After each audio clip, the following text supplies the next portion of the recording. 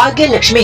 करवा चौथ का व्रत रखा है नीलम ने अपने पति के लिए और दूसरी ओर ये चीजें देख इसका मजाक उड़ाती है लक्ष्मी। लक्ष्मी 7 साल की बच्ची हो चुकी है और उसने भी करवा चौथ का व्रत रखा है, लेकिन उसने अब तक कुछ नहीं खाया। इस तरह से देखा जाए तो उसने भी ऋषि के लिए अपना व्रत अब भी रखा हुआ है।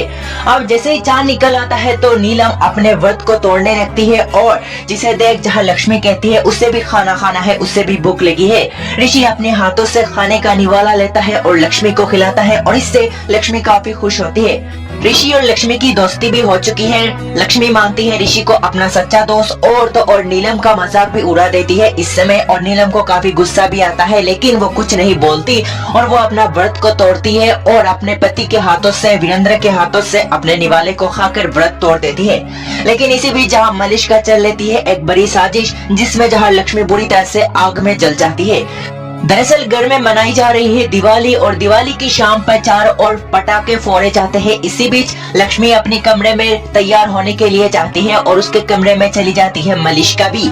जाकर कहती है, लक्ष्मी तुम तो बहुत सुंदर दिख रही हो इस कपड़े में, लेकिन तुम में एक कमी है। क्या तुम उस भी ज्यादा सुंदर दिखना चाहती हो और सुंदर दिखना चाहती हो तो मुझे कह सकती हो।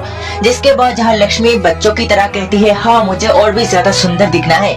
जिसके बाद वो एक पटाखे की लड़ी लेकर आती है और लंबे लड़ी को पहना देती है। उसे पहनाकर कहती है, अब लक्ष्मी तुम काफी अच्छी लग रही हो इस लड़ी के साथ, तुम्हें काफी अच्छा दिख रहा है और तो और पूरे परिवार वाले तुम्हारी तारीफ करेंगे, कहेंगे लक्ष्मी कितनी सुंदर नजर आ रही है।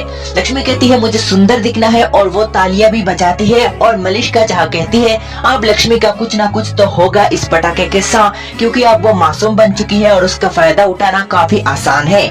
जिसके साथ जहाँ मलिष्का के दिए हुए तोहफे को लेकर काफी खुश होती है और वो सीढ़ियों से नीचे चली आती है। जैसे ही नीचे आती है पूरा परिवार ये देख पूरी तरह से शौक है कि लक्ष्मी के गले पर है इस समय पटाखों की लड़ी, जिससे हो सकता है कोई भी बड़ा हादसा, और ऋषि उसके ऊपर नजर रखा हुआ है। वो दिए के सामने चली जाती है, लेकिन दिए के सामने जाने के बाद पहले आग नहीं लगती और वो मुड़ जाती है।